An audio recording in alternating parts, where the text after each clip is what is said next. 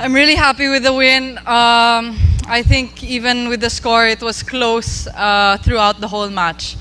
So, really happy, trying to collect my thoughts right now. Yeah, super happy. Thank you.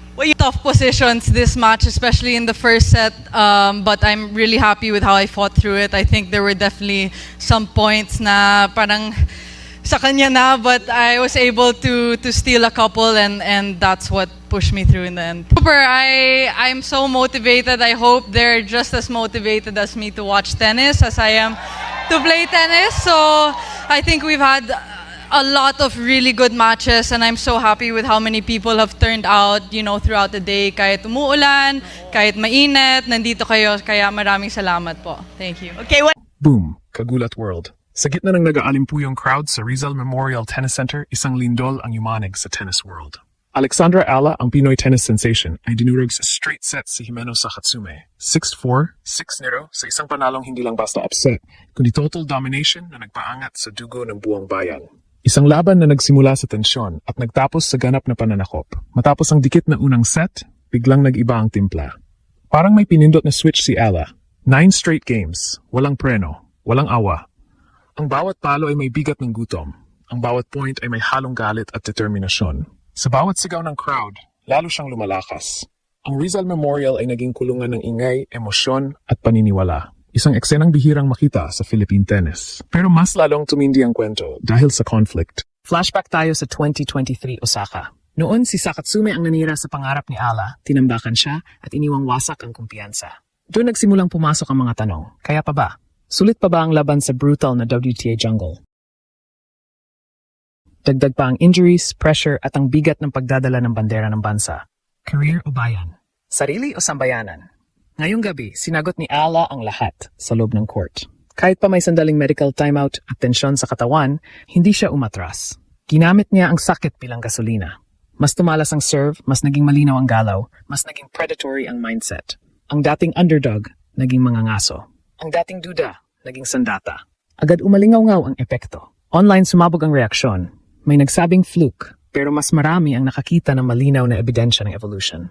Ito na ang bersyon ni Alex Ala na hindi na basta umaasa sa potensyal, kundi umaangkin ng espasyo sa global stage. Tinalo niya ang mas mataas ang ranggo, binura ang nakaraan, at binago ang narrative. At dito na pumapasok ang mas malaking lindol. Hindi lang ito panalo ng isang atleta. Ito ay pahayag ng Pilipinas sa mundo ng tennis. Mula Maynila hanggang international circuits, nagbabago ang usapan. May Pinay na handang lumaban. May bansang pwedeng maniwala ulit. Habang papasok siya sa susunod na laban, dala ni Ala ang mas mabigat na tanong. Simula na ba ito ng mas malaking pangarap? Grand Slams, WTA Glory. Isang buong bansa ang muling natutong maniwala. At ngayon, sino ang magsasabing imposible? Buong mundo ginulat. Sa mismong puso ng Maynila, sa harap ng punong-punong Rizal Memorial Tennis Center, isang eksena ang sumabog na parang pelikula. Alexandra Ala, ang Pinay tennis warrior, ay biglang nagliyab at pinabagsak si Himeno Sakatsume ng Japan sa straight sets, 6-4, 6-0. Hindi ito ordinaryong panalo. Ito ay isang shockwave na umalingaw-ngaw mula local crowd hanggang international tennis circles. Sa unang set, ramdam ang tensyon. Dikitan ang laban, palitan ng palo, parang chess match sa bilis. Ngunit matapos makuha ang first set, may nagbago kay Ala. Parang may pumutok sa loob niya.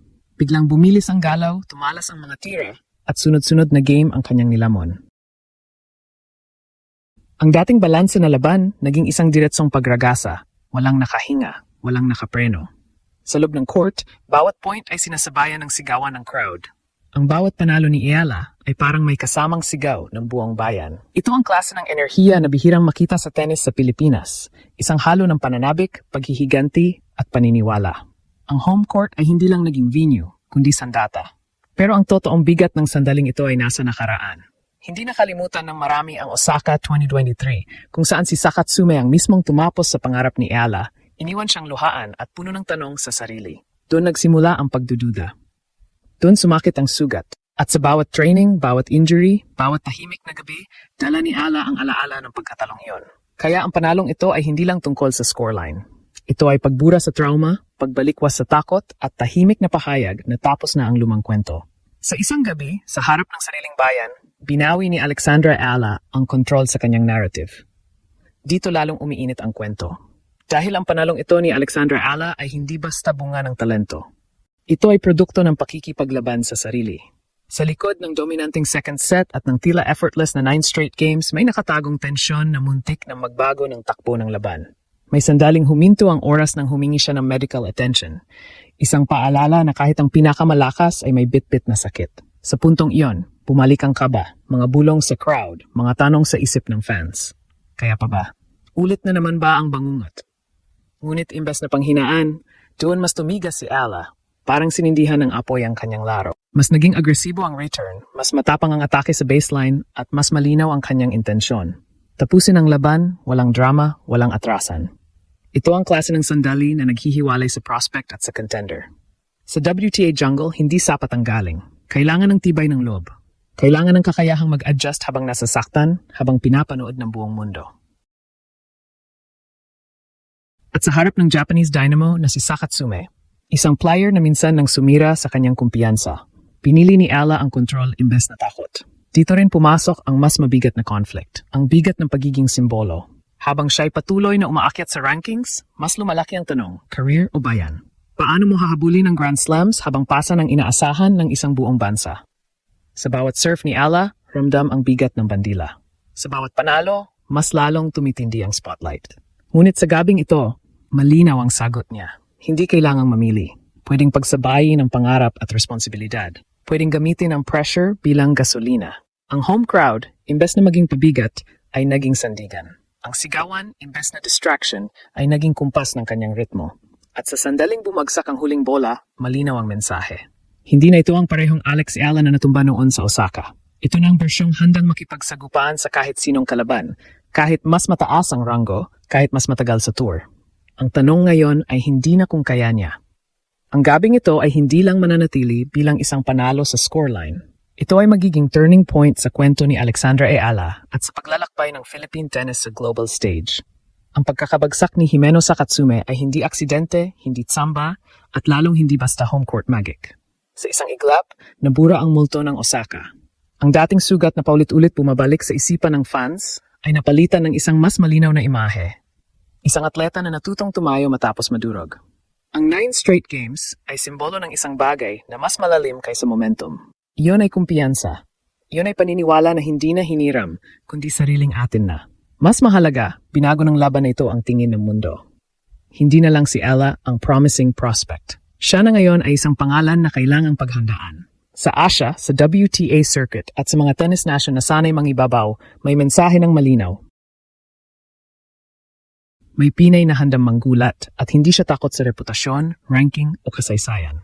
Para sa mga kabataang Pilipino, lalo na sa mga nangangarap sa mga sport na hindi palaging binibigyan ng spotlight, ang panalong ito ay nagsisilbing patunay.